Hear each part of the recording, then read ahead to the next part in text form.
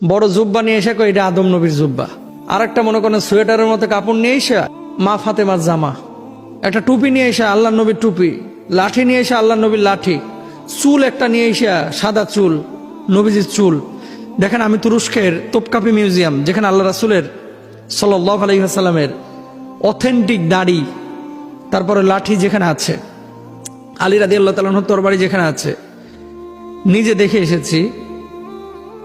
আমি রীতিমতো অবাক হয়েছি। তুরস্কেরটা অথেন্টিক, কারণ এই যে অটোমান সালতানাত, ওসমানী শাসন আমলে এরা এখানে নিয়ে গেছিল। তখন তো সৌদি আরব শাসন করতো তারা, এই আরব বিশ্ব, তখন নিয়ে চলে গেছে এরা। এর বাইরে আমি লেবাননে গেলাম এক শায়েখের বাড়িতে দাওয়াত খাইতে, লেবানিজ শায়েখ। ওমা একটা বাটি নিয়ে আসছেন, নিয়ে আসার পরে বলতেছেন এখানে আল্লাহ নবীর একটা চুল আছে। তো আপনাকে আল্লাহ নবীর এই চুল কে দিয়েছে? সৌদি আরবের কে নাকি ওনাকে দিয়েছে। তো যাই হোক, আমরা বললাম যে শাইখ এটা কি সম্ভব? আল্লাহ রাসূলের চুল সৌদি আরবের একজনের কাছে ছিল আর আপনারা দিয়ে দিচ্ছেন? উনি বলছে তো আমি নিয়ে এসে রাখছি। এবং ওটারে নিজের জানের চাইতে বেশি ভালোবাসে। রাসূল সাল্লাল্লাহু আলাইহি ওয়াসাল্লামের চুল যদি থাকে, এটা বরকতময় মুবারক একটি চুল, এটা তো বিশাল ব্যাপার। কিন্তু আমি যে কথাটা বলতে যাচ্ছি, আদম আলাইহিস সালাতু ওয়াসাল্লামের জুব্বা দেখায় এটা আদম নবীর জুব্বা, এটা মিথ্যে কথা, ডাহা মিথ্যে কথা। এই সাদা কাপড় তখন কি এভাবে এই যে বুনা মেশিন ছিল এরকম বানানোর?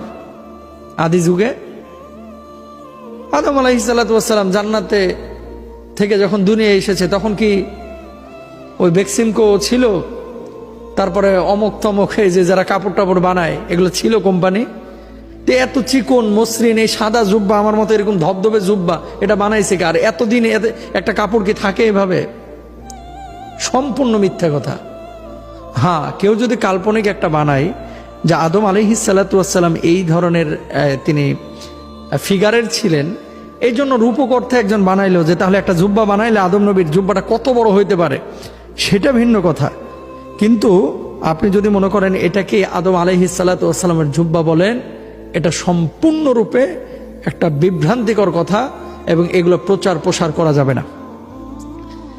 তারপরে দেখবেন 2 দিন পর পর কিছু মানুষ আসে, ওই সৌদি আরব থেকে এসেছে, আমি নিজে দেখেছি। এবং পুলিশে এটা কিন্তু শক্ত হাতে হ্যান্ডেল করে, এখন জেলে নিয়ে চলে যায়। কাবার এখানে যখন দোয়া করে, মাথা লাগায়া দোয়া করে আর ছোট্ট ব্লেড নিয়ে যায়, কাবার এই গিলাফ কাটা শুরু করে।